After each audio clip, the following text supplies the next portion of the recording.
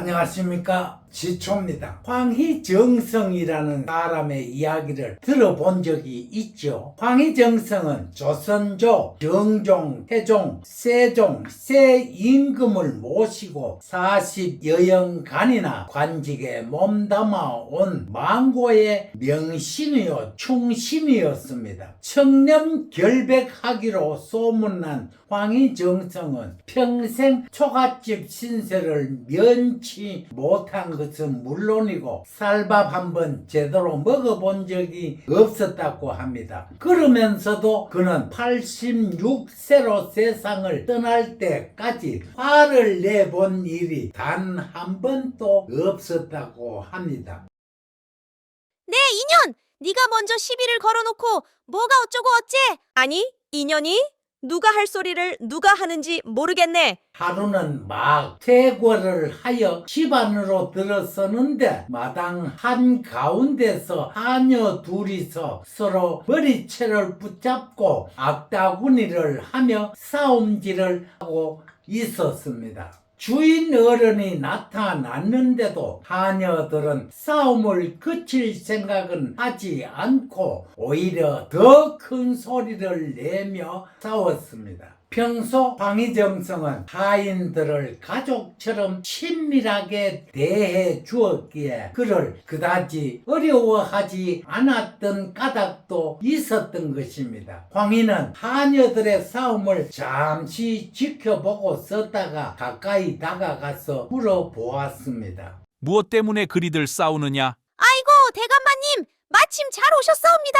세상에 이렇게 억울한 일이 어디 있습니까? 저런 나쁜 년이 어디 있사옵니까? 하고 억울하다는 듯이 울면서 자초지종을 이야기하였습니다. 그래, 듣고 보니 네 말이 맞구나. 하녀의 말을 다 들은 황희는 미소를 지으며 말을 했습니다. 그러자 옆에 있던 하녀가 하소연을 하기 시작했습니다. 대감마님, 너무 억울하옵니다. 쇳내의 말을 한번 들어보십시오. 그래, 듣고 보니 네 말도 맞구나. 옆에 있던 부인이 그 광경을 지켜보다가 대감님은 어찌하여 이 아이의 말도 옳다, 저 아이의 말도 옳다, 세상에 그런 말씀이 어디 있사옵니까? 부인의 말씀도 옳소이다. 종년들의 싸움이 오르면 얼마나 오를 것이며 그르면 얼마나 그를 것이요. 어차피 하찮은 싸움이기에 나는 저마다 옳다고 말했을 뿐이요. 황희정성은 심각한 얼굴로 고개를 끄덕이며 말을 했습니다. 이 한 가지 사실만 봐도 황희정성의 도량은 가히 짐작할 수가 있지 않는가요?